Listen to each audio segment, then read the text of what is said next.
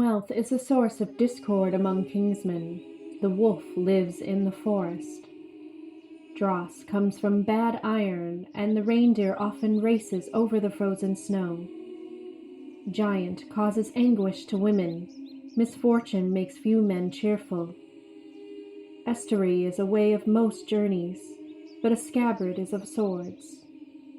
Riding is said to be the worst thing for horses. Regan forged the finest sword. Ulcer is fatal to children. Death makes a corpse pale.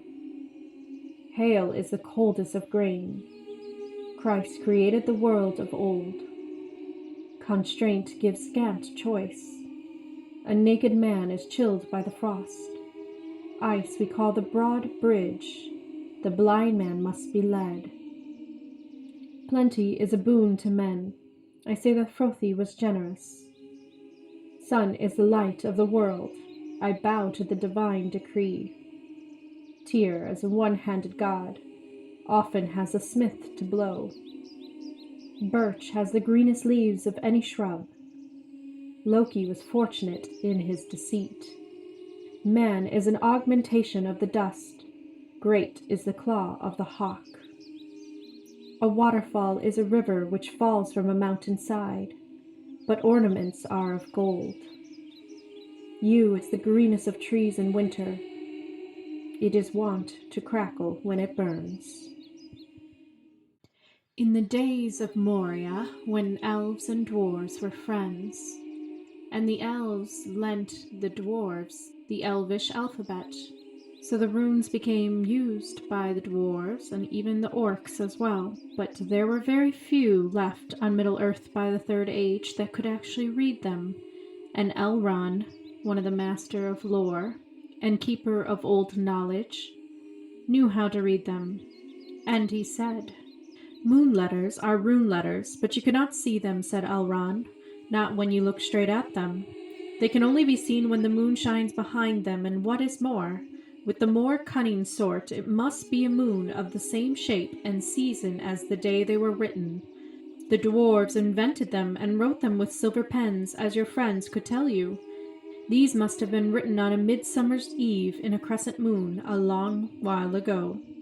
"What do they say?" asked Gandalf and Thorin together, a bit vexed perhaps that even Elrond should have found this out, though really there had not been a chance before, and there would not have been another until goodness knows when. "Stand by the grey stone when the thrush knocks, and the setting sun with the last light of Durin's day will shine upon the keyhole." My Govanna welcome to Rivendell, where we will learn all about how to read moon runes. So there are regular runes, and then we have moon runes. Regular runes can be made from chips of wood, or resin, or plastic, or any type of crystal. But I have moon runes. And you see the idea of moon runes in Tolkien's story as well, that the light of the moon activates the actual letters to come through the map so that Elrond could read it. Now, the actual script that he's reading is called Cirth. And Cirth was a type of language, an Elvish script, that was created by Cirthos Deanor, that was one of the Grey Elves, and he was a minstrel of King Thingol. And so he was responsible for creating the Elvish alphabet. And so it's very similar to the Elder Futhark of the actual Anglo-Saxon Norse type of alphabet that is connected to the Norse mythology. I left a poem that was almost very, very identical almost to the Anglo-Saxon version, which is much longer and has more description to it. But the actual Norwegian poem that goes along with the runes is also very, very similar and will lead you to having the same understandings of what each of the rune symbols mean. Now, the Cirth of the Elvish script, it was very, very similar. And when you look at the actual letters, and I can post it here and you can see,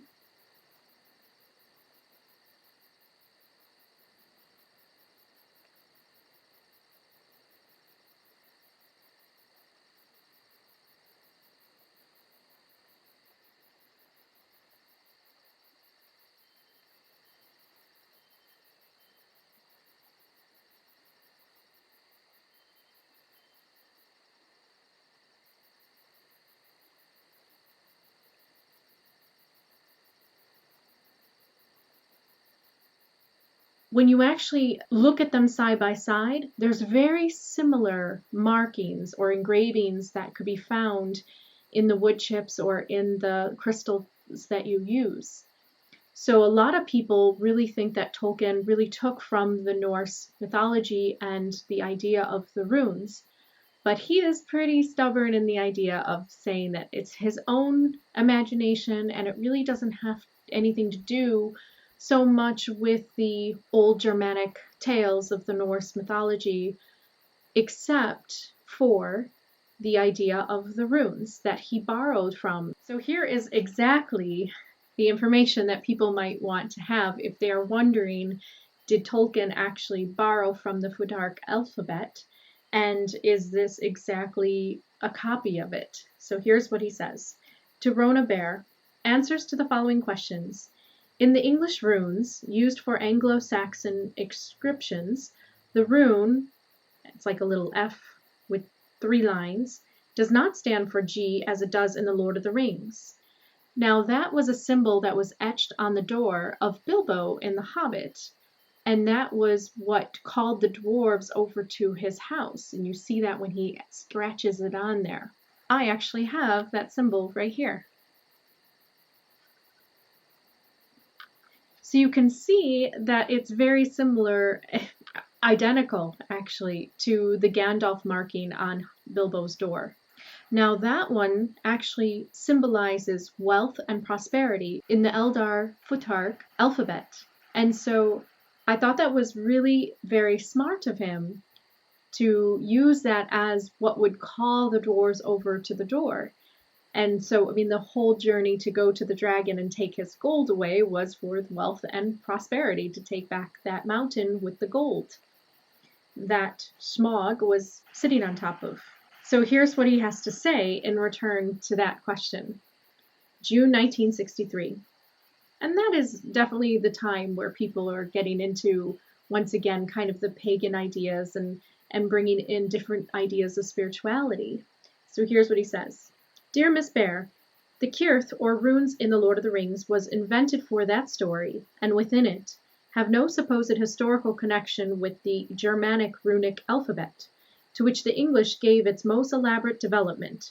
There is thus nothing to be surprised, as if similar signs have different values. The similarity of shapes is inevitable in alphabets devised primarily for cutting or scratching on wood, and so made of lines directly or diagonally across the grain. The signs used in the Cirth are nearly all to be extracted from the basic pattern, the possibilities being decreased by the avoidance of the juxture of a diagonal with the bottom of the upright. They are increased by the repetition on the opposite side of an upright of a diagonal appendage, and by repeating half the basic pattern. So here's what he means about that. Tolkien's letters of Cirth from the Elvish Script is very similar in the Elder Futhark alphabet because it's a natural way of actually writing through wood or through stone, that you're going to have lines, and that's basically what the runes are, just lines. And they sort of take on the shape of nature. They just take on a lot of the shapes of the trees and the branches. And so what you get is a very similar type of alphabet system that Tolkien wrote about. Now, it's not exactly the same, but it's similar. I think that he borrowed from the idea of the Viking runes, because that truly is a way of how they used nature and different types of symbols in their life to help them see what was going to happen in their life, to give them guidance.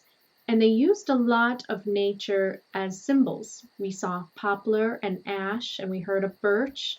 So a lot of the different trees are in the runes. So let's continue and see what else he has to say. I found 3 instances where he talks about runes. So the matter of runes is found here. There is a matter of the runes, those used by Thorn and Company, for special purposes, were comprised in an alphabet of 32 letters, similar to, but not identical, with the runes of the Anglo-Saxon inscriptions. because those runes, the Elder Futhark runes, are actually 24 letters. So this Elvish one had 32, and also the earlier version of the Elder Futhark was only 14. So Tolkien almost like expanded with his story on the actual runes. There is doubtless an historical connection between the two. The Fëanorian alphabet generally used at that time was of Elvish origin. It appears in the curse inscribed on the pot of gold in the picture of Smaug's lair, but had otherwise been transcribed. So he's admitting right there, yes, there's doubtless a connection between the two. They're similar, but there's a difference because it comes from his imagination. So here's the big question. Is Lord of the Rings an Anglo-Saxon tale? Because a lot of people say it's derived from Norse mythology, and here's exactly what he says. I do not profess an abstruse or hidden subject, not Anglo-Saxon. Some folk may think so, but I do not like encouraging them. Old English and Icelandic literature are no more remote from human concerns, or difficult to acquire cheaply, than commercial Spanish. I have tried both. In any case, except for the runes, Anglo-Saxon, and the dwarf names, Icelandic. Neither used with antiquarian accuracy, and both regrettably substituted to avoid abstruseness for the genuine alphabets and names of the mythology into which Mr. Baggins intrudes. I am afraid my professional knowledge is not directly used. The magic and mythology and assumed history, and most of the names, are, alas, drawn from unpublished inventions, known only to my family.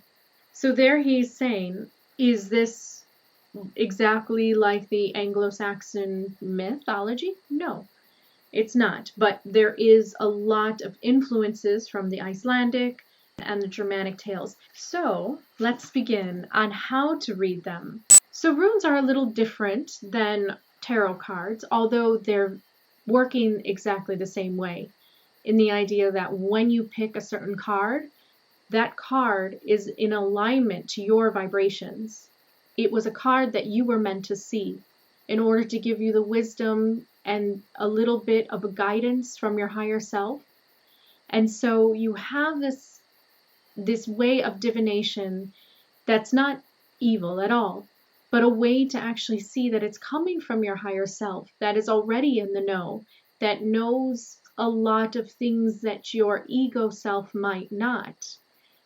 And so your higher self, and of course with aids from other spirits and guides that guide you throughout your life, that's why tarot cards work. That's why the rune stones work as well. So the best way to do it would be to hover your hand over and to pick a stone, 1, 2, or 3. So let's do one together. So I'm going to hover my hand over. Aha!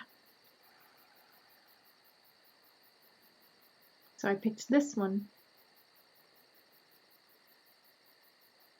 And what you want to do is you want to look up the meaning then. You could do it through going back to the poem that I read, and you can find it online at a link that I left in the description. I'm not going to do very well with these names here. That one is Yera, which is the year or harvest. And so when you go back to the poem, it's almost like interpreting a dream, because then you're going to use that symbol and you'll see, okay, so it's earth or harvest. It has something to do with the cycles and a season of harvest. So that means that in my life, I'm coming into a bountiful year. I'm coming into things that are going to be more in abundance for me that maybe I had a lack of. And so that's the first way that you could do it. You can hover your hand over, you could just pick at random like you do with a tarot card set if you just want one card for that day. You can also use a bag so you don't see the stones and you just pick from the bag, and then that will tell you your meaning. And lastly, you can also cast stones where you actually throw them up in the air. I don't want to do this right now, but you throw them up in the air and then they land on your board and you want to read only the ones that are facing upwards. So if you cannot see the symbol, then cast that stone away. That's not going to be something that you need to worry about right now. But in your present moment in time, you're going to look at your stones of the ones that the symbols stood right up within my eyesight, and the ones that I feel most drawn to and that has the symbol turned up. Then I have the sun. I have the harvest one again. Wow. I know it's hard to see with this because it's so small. And then I have the eel siege, which is for protection. So reading the Icelandic rune poem or the Norwegian version, it does not matter. They're all basically very similar. So the Icelandic is: the sun is a shield of the clouds and shining ray and destroyer of ice. So that means that a lot of maybe the dark days that I've had in the past are definitely going away, and things are warming up and the sun is coming out in my life, and I do feel that. And the siege, which was in that poem, the Anglo-Saxon version of the poem, this is a type of algae, or it's a type of plant that's in the marshes, but it has some thorns in it, and it can be sharp. There is protection here. So this tends to represent protection in my life, that I am protected. I have a good amount of support system around me, such as friends and family and my fellow subscribers. And I also got the AWATS, which is safety. So I have the protection, the safety, and I have the abundance of the sun, and I have the harvest. So I think that's a pretty accurate reading of this year and what I feel will be coming towards my way, and just to make sure that I keep that protection around me. So I hope that this gave you a little bit of a glimpse into the rune reading and why Elrond was able to read those ancient scripts. Rune reading is a lot of fun, but it requires you to be able to take a symbolic representation of a letter and then transfer it into your life and to synthesize the meaning. You can certainly use the same type of symbols to give you indications of what next will happen in your life or where you should go. So sometimes runes really help people in ways of asking some of the deeper questions about their life and getting some more advice from the universe, from your higher self that knows how to guide you well and can give you some hints. And the higher self is really the energy that we are all connected to.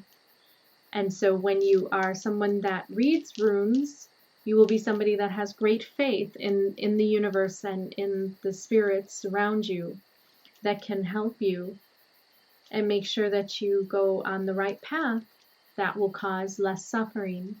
As I said in my other video about divination, in reading the water in the bowl, like Frodo did with Galadriel, scrying is something that is also like rune reading, where it is not evoking something outside of yourself, but it is giving yourself a chance to bring forward visions of what you may already know deep inside. And the way that the runes fall when you cast them in the air, and the way that they fall, is really connected to science and the probabilities of the quantum world. And the idea of which stone falls over and you don't see the symbol anymore, and which stone sticks out to you and is closest to you and something that you would like to read for yourself. So rune reading and tarot card reading and divination all have their fragments of truth to you. But the number one requirement is for you to believe in yourself and to believe in the spirits and to believe in the universe in a way that is guiding you, that you're not alone in the world. and that there are tools to help you when you do feel lost and confused. Nature is a great teacher, and that's why a lot of the symbols have everything to do with nature. And so they were able to look deeply at things represented in nature to represent something in their life. Harvest, being able to harvest the things that you have already planted before. The seeds are now sprouting out, and you're getting a chance to actually take advantage of what you have planted before. So this is a very exciting time for a lot of people, because all of the old ways of the Anglo-Saxons and the neo-pagans and all of that is actually coming into the world once again. And I think that we can look at it as a way of bringing a unity consciousness to an understanding of that everything in this world and everything in this universe is for us. It's for our experience, and our experience as a collective and both as an individual. So the things that appear to you in your life are guiding you, even when you feel lost for a moment and you don't really know where to go. You can always look for help to nature and to the universe. You can always look for the guiding spirits that are within you and surround you and protect you. And so that is how you read runes like an elf. Hen and Lay, and I will see you all on the next video.